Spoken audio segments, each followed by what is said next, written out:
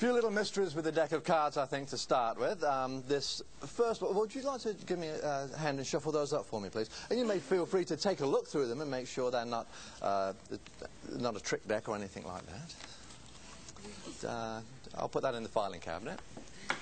Okay.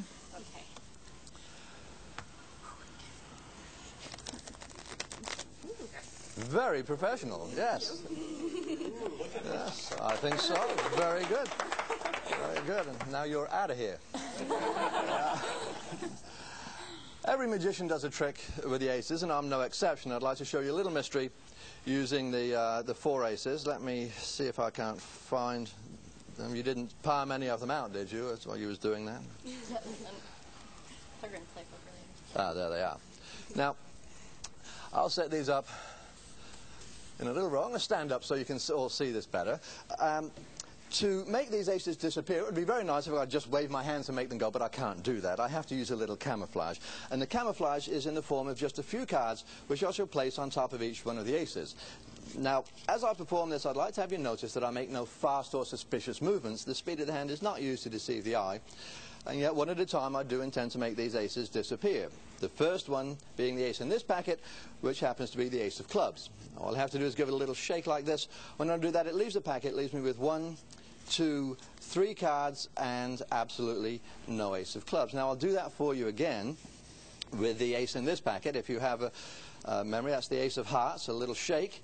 And that disappears, leaves me with 1, 2, 3, and 4 cards, but no ace. I'll show you those again, front and back. Look, 1, 2, 3, and 4 cards. The aces disappeared. Now, if you have a good memory, you'll remember that along with the ace of spades are these 3 cards. That's a jack of diamonds, a 7 of spades, and a jack of clubs.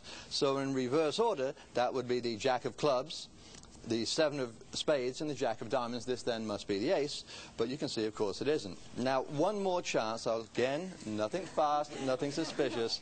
There's the ace. Just a little shake, and it's gone. 1, 2, 3, 4 cards. I'll show you those cards. The ace is absolutely gone, front and back.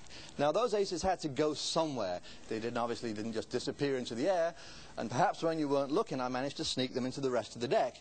And perhaps I can find them by simply spelling. In other words, if I want the ace of spades, I spell A-C-E-O-F-S-P-A-D-E-S, and I find the ace of spades. Next on the agenda is the other black card. That's the ace of clubs, and that spells with 10 letters. I know that because I counted before I came out. So I'll remove 10 cards from the top of the deck, and this then should be the ace of clubs. That's A-C-E-O-F-C-L-U-B-S, and that's the ace of clubs. Now, the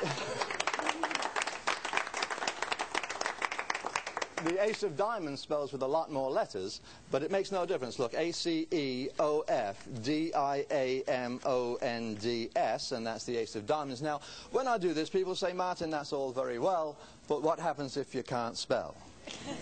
Doesn't make any difference. You can count. Well, we'll take the top card, happens to be a 9, and look 9 cards away. 1, 2, 3, 4, 5, 6, 7, 8, 9. You see, it doesn't matter if you spell or count. If you do it right, you'll always find the aces.